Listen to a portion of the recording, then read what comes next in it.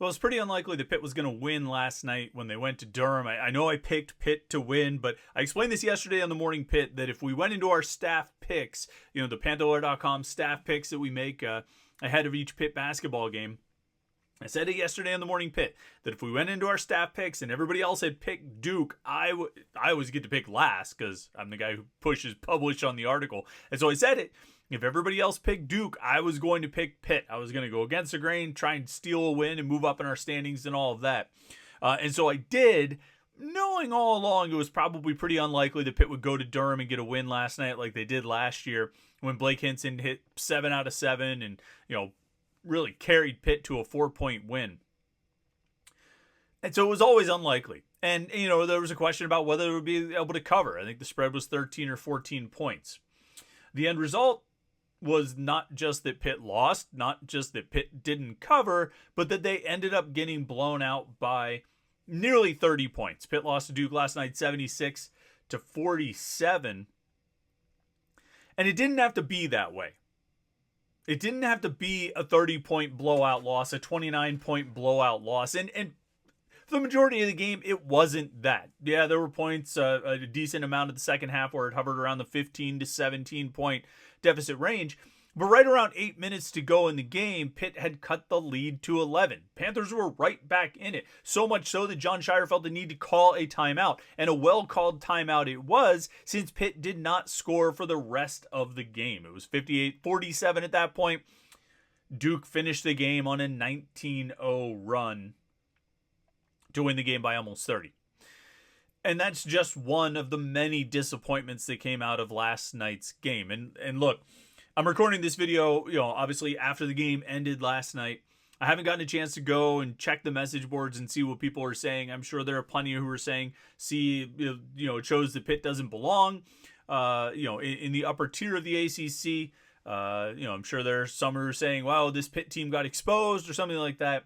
I don't think that's entirely the reality. I have a lot of thoughts on this game from last night. I don't think it's entirely the case that Pitt got put in its place or they are clearly not a top 4 team in the ACC or anything like that. I think if we learned anything from last night's game, the first takeaway you should have from last night's game, first and foremost, before you even consider anything else, I think the first takeaway you should have from last night's game is that, Duke really is that good.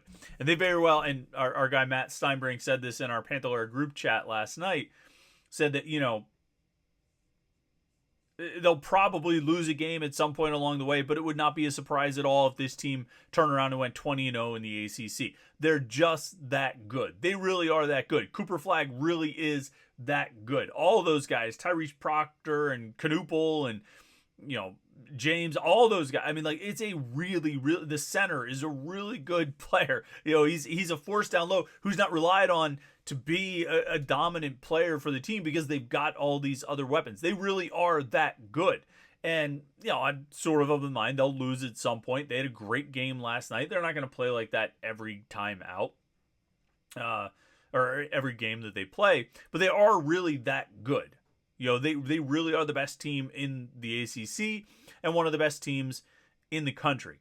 That's my first takeaway. My second takeaway is that Pitt is not as far away from Duke as the final score of this game would indicate. Because for 40 minutes, we watched Pitt do things that good teams don't do. Do things that they had not done through the first 14 games, with the exception of the Mississippi State game. And even this one, regardless of the final score, last night's game was closer than the Mississippi State game. The Mississippi State game, the Bulldogs just owned Pitt start to finish. That wasn't the case. There were decent stretches in this game where Pitt forced Duke to do things. You know what I mean? Put some pressure on Duke to play well in order to pull away and ultimately win the game.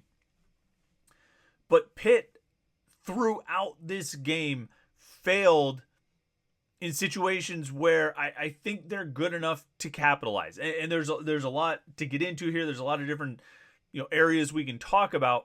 But obviously a big part of this conversation is about the guards. And it's about Jalen Lowe and Ishmael Leggett, who were very much not at their best last night. Leggett scored 4 points on 2 of 15 shooting. Lowe had 8 points on 3 of 12. Do the math on that. Your top two guys, your two leading scorers, the guys who have been your main offensive drivers all season long, combined for 12 points on 5 of 27 shooting. They were 2 of 8 from 3. They both committed 3 turnovers. They each had 3 assists in the first half and finished with only 1 more in the second half. It was not a great game for Lowe and Leggett. And certainly it was a long way from the types of games they typically have, and it was a really long way from the type of game that Pitt needed them to have in order to beat Duke in Durham last night. That said, my opinion about Lowe and Leggett and your opinions about Lowe and Leggett probably shouldn't change all that much. Last night, and I'll probably say this a lot of times over these 20 minutes that we talk here, last night needs to be a lesson, a teaching moment for Ishmael Leggett and Jalen Lowe about how they can best help their teams win. Because there was a lot for a whole bunch of that game last night. I don't think they were doing the things that could most help their team win. Obviously, their team lost, so they weren't doing enough of those things. But I don't think they were doing enough of the kinds of things that they are uniquely positioned to do in order to help Pitt win. Before we get too far down that path, I mean, obviously we got to play our intro music and reset the conversation here. But that's the gist of it. The two biggest things, the two biggest takeaways from last night is, yes, Duke really is that good. And no, Pitt is not going to win when Ishmael Leggett and Jalen Lowe have the kinds of games that they had last night. Huge challenge in facing Duke and Duke's defense with the length and the size. Very difficult for a lot of teams to compete against that. But there were still things that Lowe and Leggett could have done to give Pitt a better chance. So we've got a lot to talk about after that game, resetting our thoughts on this team, resetting our thoughts on what these guys need to do, how they need to bounce back, what Lowe and Leggett need to do, and a couple of positives that came out of the game last night. They're modest, but I think there were a couple positives to take away from that game. So all of that and more here as we break down Pitt's 29-point loss to Duke at Cameron last night on the Morning Pitt, youtube.com/Panther-Lair.com.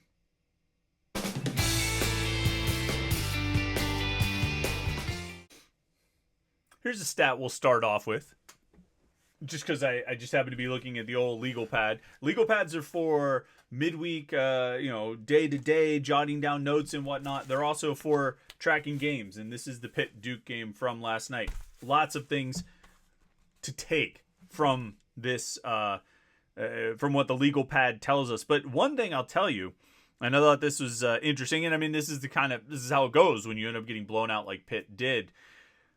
Pitt scored back-to-back points twice in the game. They had the 7-0 run early in the game where they took their first and one of their only 2 leads in the game. They were down 11-5. They went on a 7-0 run with 2 free throws from Zach Austin, a drive from Jalen Lowe, and a 3 from Austin to go up 12-11. That was a 7-0 run. They made 2 baskets in a row, but they scored on 3 sets of unanswered points, right? The Austin free throws, the Lowe drive, and the Austin 3. And then in the second half, they had a couple sets. It was okay. I guess it happened 3 times that they scored consecutive points. They were down 17, 55, 38. They got a 3 from Lowe and a putback from, I believe it was Cam Corrin.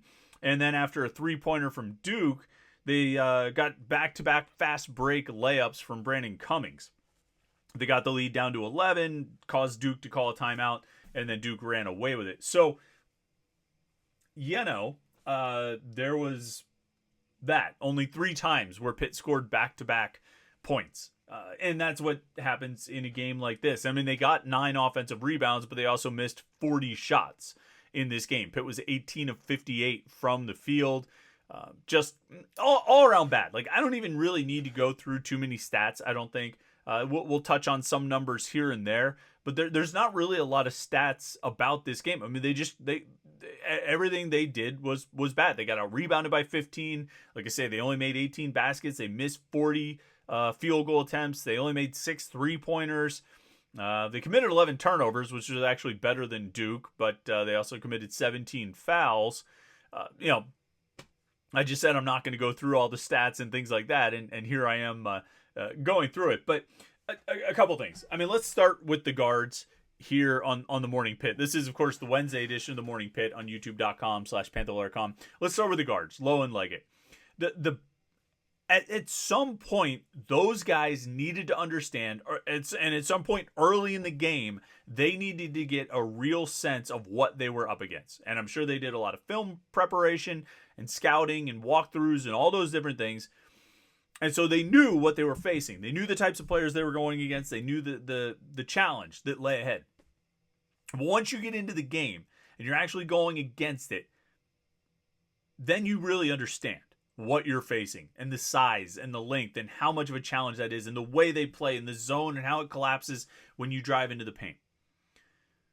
So once the game starts and you see that and you get it and you understand this is what's happening, this is how they're defending you, and it's a very good defense. It's a very good defense, one of the best defenses in the country. Once you get it, you have to adjust. And if ever there was sort of a proverbial banging your head against the wall, it was largely what the efforts of Jalen Lowe and Ishmael Leggett boiled down to last night. Now, I'll say, as a brief aside, there have been games this season where Lowe and or Leggett, particularly Lowe, but even occasionally Leggett, they're just not hitting shots. First half, they're just not shooting well. They're not getting a lot of baskets to fall. It's just not working for them. But then they start hitting a few and they go on a tear, right? I think Lowe in the Cal game maybe had that happen. Just didn't shoot well in the first half and then caught fire late in the first half and into the second half and really kind of took off. And so I'm not saying they should stop shooting. And I'm not saying they should stop driving. And I'm not saying they should stop doing all the things that they do really well to score. Because they are the main offensive drivers for this team. You need them to take those shots and make those plays. But at a certain point, if you realize that that Duke is defending you in a certain way, that every time you're able to work your way into the lane, it's four guys in white jerseys basically surrounding you, and you have no chance. And you know you're not getting any foul calls. I mean, you're not getting any foul calls at all. I mean, between Lowe and Leggett, they attempted one free throw. Let's see if we have the fouls drawn stat. I don't know if I see that. I'd love to see how many fouls those guys drew, but I'm not sure. I don't really seem to have that. I'm just going to look real quick. Sometimes they'll list that and maybe it's somewhere else that I'm not looking. But the free throws alone tell the story, right? When Lowe and Leggett only attempted one free throw between the two of them, and that was the front end of a 1-and-1. It wasn't completing an and one. It was the front end of a 1-and-1 by Ishmael Leggett, and he missed it. But for as much as those guys tried to drive into contact, and either get off their shot or go to the foul line, they only attempted one free throw. Lowe didn't go to the free throw line once. Leggett went once, and that was a 1-and-1. Like I said, that was a foul away from the ball, so or away from the hoop. So that plan wasn't working because you're not getting calls at Cameron. So once you understand that this is how Duke is attacking you, once you understand you're not going to get those fouls, once you understand you're not going to be able to shoot over all these guys who are 6'7" and 6'9" and 7 foot tall, you have to adjust. And if they're collapsing on you, that means there are open shooters. And this team may not be as good of a 3-point shooting team as last year's team because they don't have Blake, but they're good enough that you need to kick out to Zach Austin. You need to kick out to Guillermo Diaz-Graham. You need to kick out to Brandon Cummings and Damian Dunn and Ishmael Leggett or Jalen Lowe, whichever one is not driving. You need to kick the ball out. Jorge Diaz-Graham, who played minimal minutes, but did make a three. You have to understand the situation and you have to adjust. You can't keep banging your head against the wall. Again, proverbially speaking, although it sort of felt that that was actually what was happening when they would drive to try to drive to the hoop, they would be banging their head against the wall. There had to be an adjustment made at some point, and it never was. Like late, and then they missed some threes, but where they were trying to kick them out, and there was a little bit of that happening, but not nearly enough throughout the game. Just a total failure, I think, to adjust and adapt to how Duke was defending. Which, again, you should have had a plan for coming in because you have the scouting report. But then once you get into it and you see it, you've got to understand you're not going to get those baskets. And you're not going to get those calls. And so until you make them pay for defending you that way, they're going to keep doing it. And if Duke keeps collapsing with all that size, and all you do is just throw the ball up at the hoop, hoping to get a foul or get lucky on the ball dropping in, you're not going to get the call, and Duke's going to get the defensive rebound. And so I think that was a major issue. Now, why I say that I don't think last night was necessarily representative of who Pitt is or where they are right now, the shooters were open, and the shooters can make the threes. Like we know that. I know that. You could see the guys open, and we've seen them all make the shots. And so Lowe and Leggett are smart enough. They're heady players. They're veteran players. They've been around long enough. They have the vision. They can make those passes. And I believe they will. I hope they will. They need to. And so it doesn't necessarily say to me, well, this is just how Pitt is. They're just going to be terrible. No, they only attempted 6 3-point shots in the first half. That, I think, again, I wasn't going to go through and read the whole box score, but I think that's a huge number. I think that's a huge, important stat because it tells you that they weren't trying to work the ball out to the perimeter. They were just, let me find the stat on how many, they attempted 26 shots in the first half. Only 6 of them were from beyond the 3-point line. They weren't trying to get those shots. And the way Duke was defending, they needed to get those shots. They needed to try to get those shots because you're going to knock a few down and Duke is going to have to adjust to you. And now some of those things you want to do are going to be a little bit easier. Drive and kick. All right. Crucial sequence in the first half. Pitt's down 30-21. They get a turnover. Taking off on a fast break. Zach Austin's coming up the court and he travels.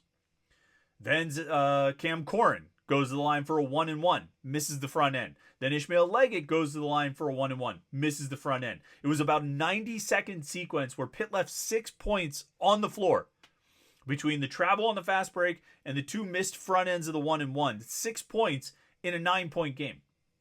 Instead, they go into halftime trailing by 10 because of that. Second half, they come out. Cooper Flagg scores right off the bat, so Pitt's down 12 now. And on back-to-back possessions, and actually a trio of possessions, Lowe and Leggett just failed. Lowe missed a jump shot, Leggett missed a jump shot, and Leggett got blocked on a fast break. They finally did score on a Cam Corrin dunk, but then Duke started building on that lead. Just a couple key sequences like that. But, there were sequences like that throughout the game. And ultimately, it came down to what Pitt did in the half court and their inability to score. Defensively, it got out of hand at the end. I thought they were okay. I thought they... I thought they were okay, but Duke shot 50% from the floor. They shot 55% from 3. And part of the reason they shot 55% from 3 is, I don't really know what Pitt was attempting to do with its switches and screen coverage. They ended up leaving way too many 3-point shooters open, and Duke has good shooters. Flagg can knock down shots. Knuppel can knock down shots. Proctor can knock down shots.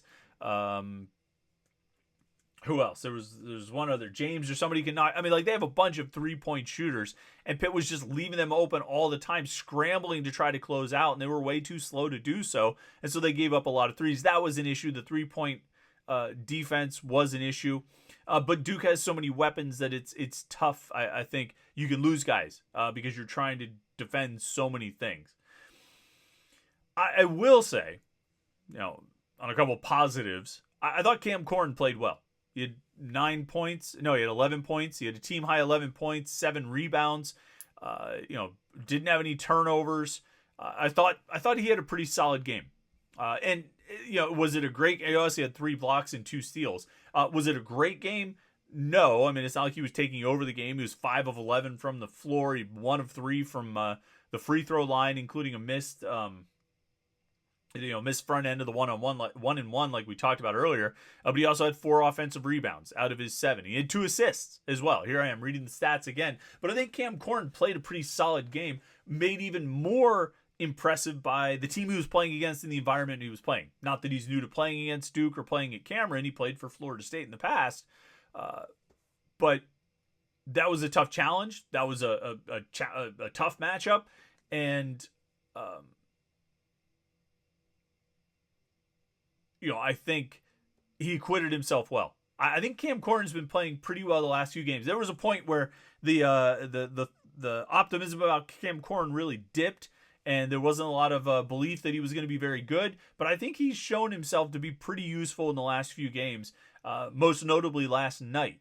And I think there's something there that I think they're going to be able to build from and use, and he's going to help them win games. So I thought he played well. I thought Brandon Cummings did a nice job. In, limited minutes, he played 15 minutes. He was a minus 20 on the plus minus, like everybody else was a minus a lot. But, in 2 of 5 from the floor. But, his 2 fast breaks where he scored, I was impressed. I thought, he goes against Cooper Flagg on a fast break, does a kind of a reverse layup, switches hands and stuff, and, converts to the next one, which ultimately cut the lead to 11 and sort of snapped Duke out of a little bit of a funk they were in. And then they went on a big run and Pitt never scored again. But I thought Brandon Cummings, for being in that environment for the first time, playing against that team for the first time, showed no fear and did a good job, acquitted himself nicely. It was good to get Damian Dunn back. He seemed to be moving well. There was one point late in the first half where, he seemed to be kind of holding the hand that where he had the thumb injury and shaking a little bit. I mentioned this on social media. Some people said, one person said, well, maybe, hopefully he was just adjusting the brace, and hopefully that was the case. He ended up playing a lot in the second half. Dunn logged 13 minutes in the second half. He had 8 in the first half, so pretty good return from him. Solid return from him. Scored 7 points. He had 2 rebounds and a turnover. But I thought he played well until kind of did himself and Pitt a disservice with his love tap on Tyrese Proctor. They got him kicked out of the game for the flagrant 2. I mean, come on, man. You're a senior.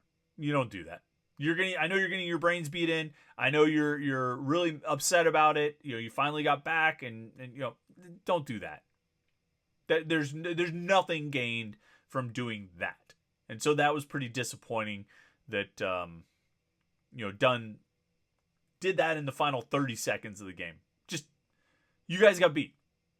Stay on the court, play the final 30, go home, and try and do better against Louisville on Saturday. But, Pitt was not as bad as they looked, but they played that bad last night, is what I would say. Duke really is that good.